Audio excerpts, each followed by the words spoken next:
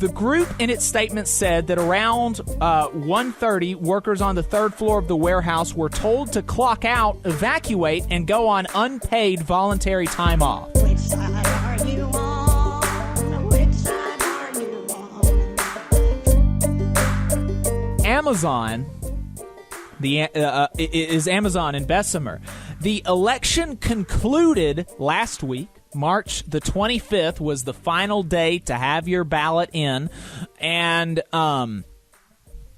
we will be expecting results sometime next week, I believe. In early April is when it's looking like we're going to be able to get the final results. On the day that ballots were due, I mean, it's just amazing. Like, you would think that they would wait a little bit before they did stuff like this, but they didn't. The day that the ballots were due, workers were made to work in unsafe working conditions in Bessemer. In an article by Tandra Smith in AL.com, she reports on the press release that RWDSU sent out. And she says that workers at an Alabama Amazon facility were allegedly told to keep working as potentially vaporized oil spread throughout a series of floors. It spread throughout a series of floors so thick that, like, it was like visible.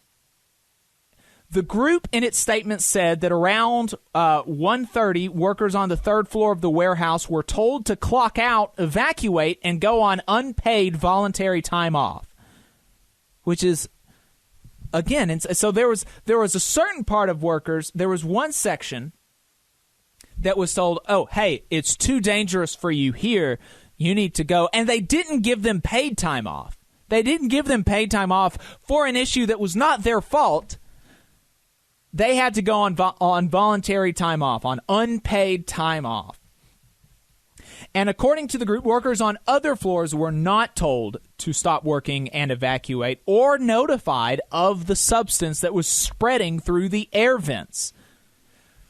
Eventually, first floor workers went to see what was going on, and then workers began to leave the facility via word of mouth. Some fire and police service vehicles were on the scene. I mean, this is just, it's really, really, really crazy stuff. Isaiah Thomas said in the statement, everyone was very confused and the lack of information made us feel very unsafe. We didn't know what was happening, and many of us sought safety in our cars and tried to get as far away from the building as possible. I mean, like, imagine, you're seeing this fog, go all the way visibly in throughout the facility. You don't know what kind of fog it is. You don't know if it's flammable. I mean, you're working with all sorts of, there's got to be sparks like all over the place, or at least every now and then there's got to be a spark. You don't know if the place is going to blow up or if it's like poisonous. I mean, this is crazy.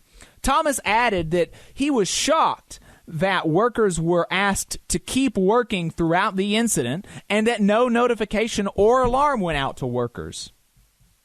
He doesn't know what he was breathing in. Neither does anybody else. I mean, this is just, it's unconscionable, as Stuart Applebaum says, president of the Retail, Wholesale, and Department Store Union. It really is, it really is just terrible, terrible stuff that they're having to go through. And,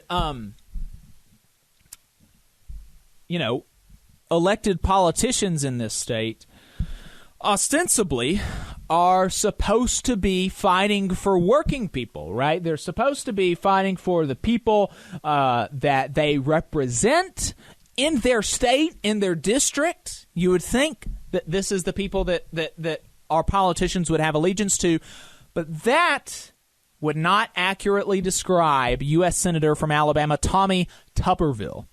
Tommy Tuberville, after this safety incident, he did not say, he did not come out in support of the workers as they try to institute safer working conditions or anything like that. He did not condemn Amazon for forcing some workers to continue working in unsafe conditions and forcing others to go on unpaid time off. He didn't do any of that. He released another press release about how he's concerned that Amazon workers are getting a second chance after Amazon broke the law and illegally interfered with their right to vote. So that is the priority of the Alabama senator. If anybody is, here again, I want folks to listen to me, right? I want folks to just think about this.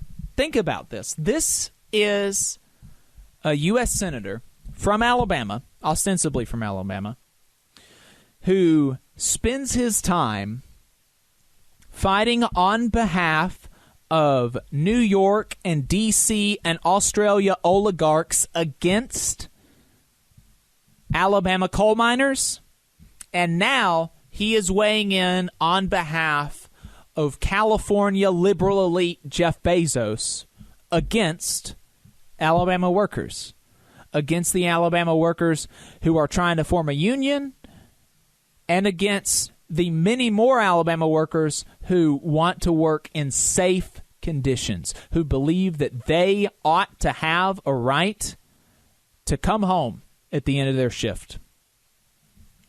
That's who he's fighting against.